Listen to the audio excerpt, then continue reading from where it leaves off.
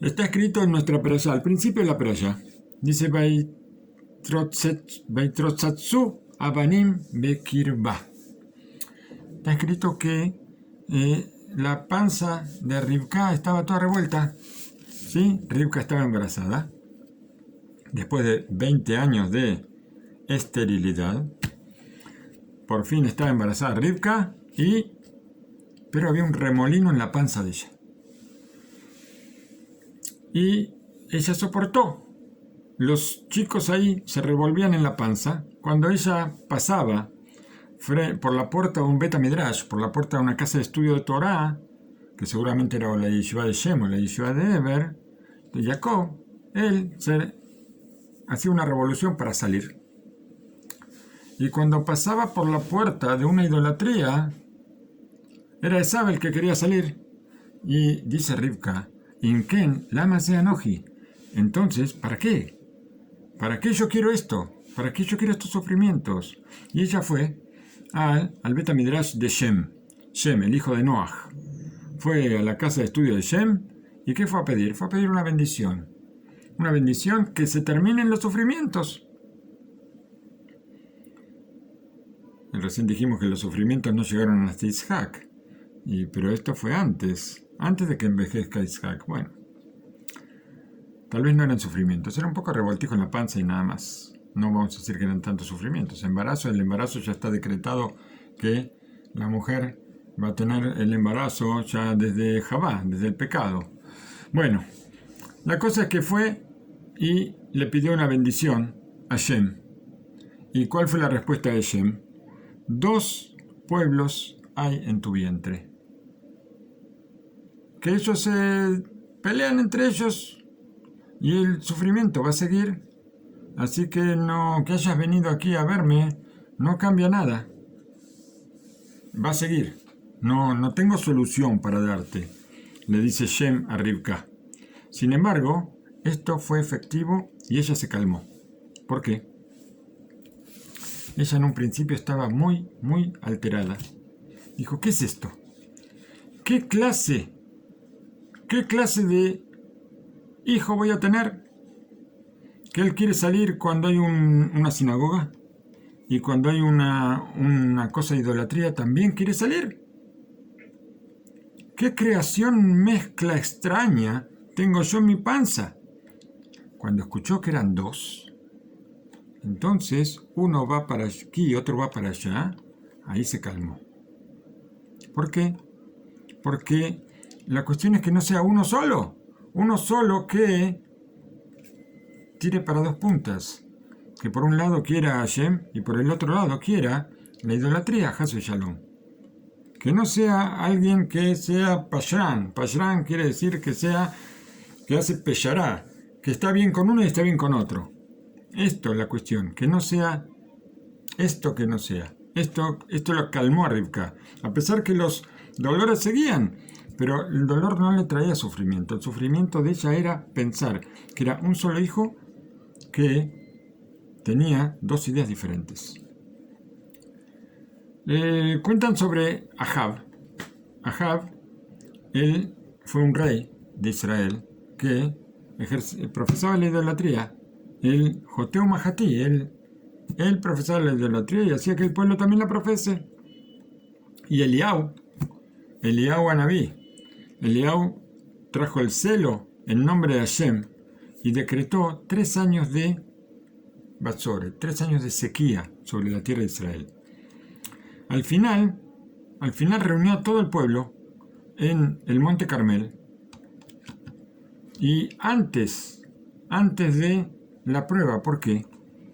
Porque todos los idólatras quisieron hacer como un enfrentamiento con Eliau, a ver quién tenía razón, si Eliau o ellos.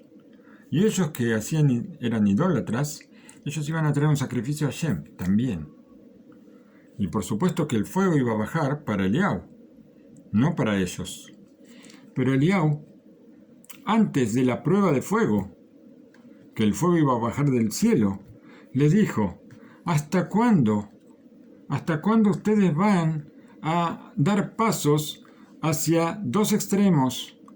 si Hashem es vuestro Dios, si Hashem es nuestro Dios, entonces vayan detrás de Hashem.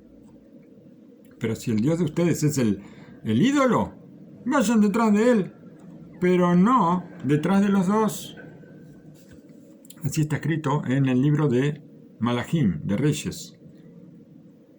Solamente que no hagan una vida doble. Esto no pueden hacer. En el Talmud Yerushalmi, en el Tratado de Berajot, el Talmud de Yerushalayim, está escrito que se estableció la Abdalá. La Abdalá que nosotros hacemos en Motzai Shabbat, en la salida de Shabbat. Se estableció la Abdalá en la Tefila, en la bendición Atajonen le Adam Daat, en la bendición de la sabiduría, en la primera bendición. ¿Por qué? Porque si no hay sabiduría, ¿de dónde vamos a saber diferenciar? Necesitamos sabiduría para diferenciar ¿entre qué? Vamos a ver. Resulta, ahí hacen una pregunta. Entendemos la Abdalá cuando nosotros decimos Ben Kodesh Lehol. Entre lo santo y lo profano, hace falta sabiduría.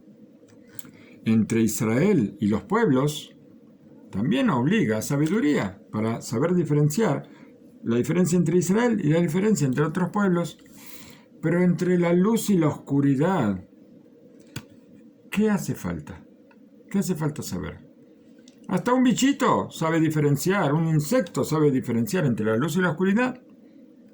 Entonces, ¿qué vamos a decir? ¿Cuál es la respuesta?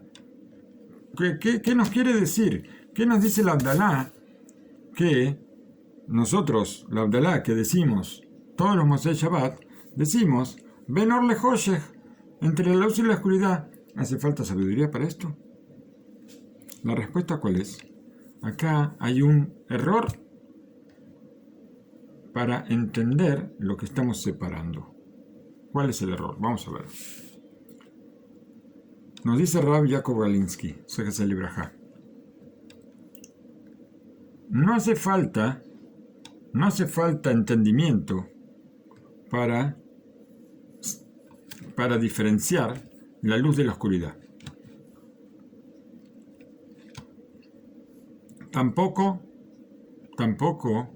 para diferenciar qué es santo y qué es profano, ni tampoco para saber qué es Israel y qué son los pueblos. No es esta la intención. ¿La intención cuál es? Que nosotros necesitamos saber cómo llevar a la práctica esta diferencia, la diferencia entre la luz y la oscuridad. De no mezclar lo santo con lo profano, no mezclar entre la luz y la oscuridad. Cuidar, a ver, permiso. Cuidar los límites entre Israel y los pueblos, no como el que pide mezclar los límites y los confunde para evitar una diferenciación. Nosotros no podemos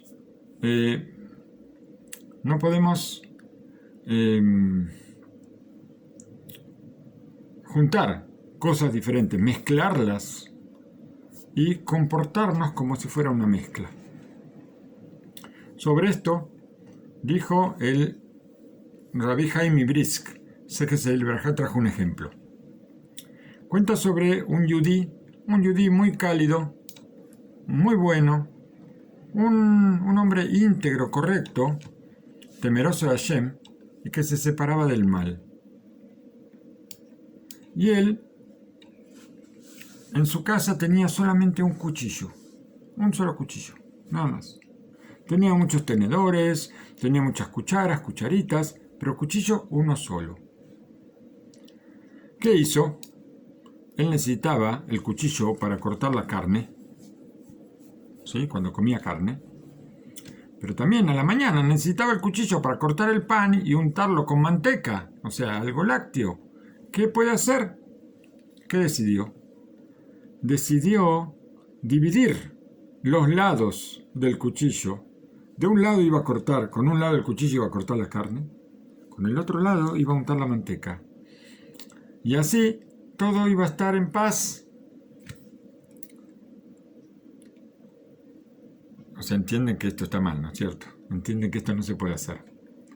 Pero hasta tal punto llegó su idea que no podía entender cómo nadie se le ocurrió esta cosa. ¿Por qué hace falta tener cuchillos separados si puedo usar de un lado para la carne y del otro lado para la leche? Y no entendió que si el cuchillo es mitad carne y mitad leche, todo es taref, todo es taref completo, es algo que, por supuesto, no es apto para alimentarnos. Y así, nosotros pensamos que podemos mezclar lo santo con lo profano, la luz con la oscuridad, a Israel con los pueblos, pero no una mezcla de un lado y del otro, así como hicimos con el cuchillo, un lado y el otro. Miro para acá, 50% santo, y para el otro lado 50% profano. Y no hay problema. Y no sabemos que cuando hacemos esto somos 100% profanos. Este es el problema. Me contó, dice acá, que sehut, qué mérito. El Rab Jacob Galinsky dice, me contó el Hazon Ish. Él tuvo el mérito de conocer al Hazon Ish. Nosotros no tuvimos el mérito. Me contó el Hazon Ish que celebra que llegó una delegación de profesionales alemanes a ver al Rabban Shel Israel, al Gadol Hador, el Gaón Rabbi Haim Oizer, Zecher Libraja, y le pidieron que les aconseje a ellos. Necesitaban un rabino para la ciudad. Pero ellos querían que el rabino sea, además de saber sobre Torah, que también sea un experto en otros temas, para que sea doctor, que sea un doctor en ciencias económicas, o doctor en medicina, o doctor en algún otro doctorado, que tenga un título, 2 títulos, un doctorado y aparte Rabanut, aparte que sea un rabino. Le contestó Rab Haim Oizer, y escuchen bien la respuesta, que es una respuesta impecable. Cuando un doctor se para al lado de un rabino, quiere decir que el rabino está enfermo. Así contestó Rabbi Haim Oizer. Bien, un poquito más sobre Rab Galinsky. Para nosotros decimos en el Kiddush de Yom Tov, nosotros decimos Asher Krichanu Bemitzvotav Beromemanu Bekol Lashon. Quiere decir que para poder santificar los preceptos, nosotros tenemos la necesidad de elevarnos sobre todas las lenguas. Como está escrito, Ani Hashem amale etchem meres Misraim, liyot lachem lelokim, beitem kedoshim, ki kadosh ani.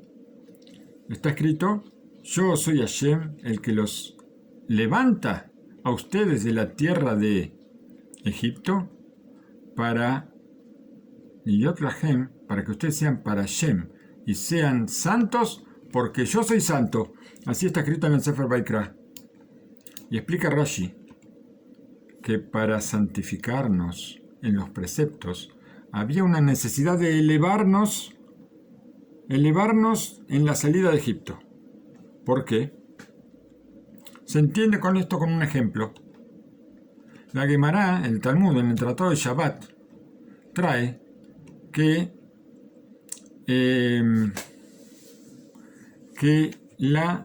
me parece que está hablando de el avestruz. La hija del avestruz come vidrio. No sé si nosotros vimos, los dibujitos animados, cuando hay un avestruz, se traga sillas, se traga un montón de cosas y la vemos pasar por el cuello en los dibujitos, pero no es tan así. La Gemara dice que la hija del avestruz, el avestruz también, por supuesto, come vidrio. Seguramente lo debe moler bien con el pico y con los dientes para que no le dañe la laringe, ¿no? Laringe o la faringe, no sé, no me acuerdo mucho de biología, pero no la tráquea, que es la que va a los pulmones, sino la otra que va, el esófago debe ser, que va al estómago. Si el vidrio está filoso, le va a cortar todo eso, ¿no es cierto? Entonces, seguramente lo debe pulverizar bien. Dice el Midrash que dijeron que Noaj, así dice el Midrash, que Noaj entró a la teba vidrio, ¿para qué? Para el avestruz y la hija del avestruz. Así dice, Bat Yená. Bat Yená es la hija de la Yená, que es el avestruz. Una persona vio que este avestruz está masticando el vidrio, que lo mastica y se lo traga, y tiene mucho provecho de esto, y pensó, quién sabe qué manjar, qué cosa deliciosa debe ser, yo quiero probar. Una persona dice, ¿pero usted que te agarró locura? Dice, esto te va a cortar todos los intestinos, pero si llega a los intestinos, porque no sé si va a llegar hasta ahí, porque antes de romperte los intestinos, te va a romper los dientes, o te va a cortar la lengua en pedacitos, y si no también el esófago. Y a los intestinos seguramente van a quedar completos, no va a llegar a los intestinos. Pero este animal lo come, ¿no es cierto? ¿El animal lo come? Dice, sí, el animal lo come, pero tú eres una persona, no eres un avestruz. Los pueblos, nosotros sabemos, nosotros comemos alimentos kasher y otras personas comen otras cosas y puede ser que les guste o puede ser que no les guste, puede ser que les haga bien, puede ser que les haga mal, pero nosotros fuimos elevados, tal vez seamos delicados, hay cosas que no podemos comer, que no nos hacen bien, que seguramente no son buenas para el alma o no serán buenas para el cuerpo. Tenemos un alma diferente, tenemos cualidades diferentes y también nuestra comida es una misma. Nosotros comemos, nuestra comida es un precepto, comemos haciendo misvot, decimos bendiciones antes, decimos bendiciones después. Nosotros transformamos algo que es material, lo transformamos también en espiritual. Todas las cosas que nosotros hacemos tienen cierta espiritualidad. Nosotros podemos buscar la espiritualidad y la vamos a encontrar con seguridad.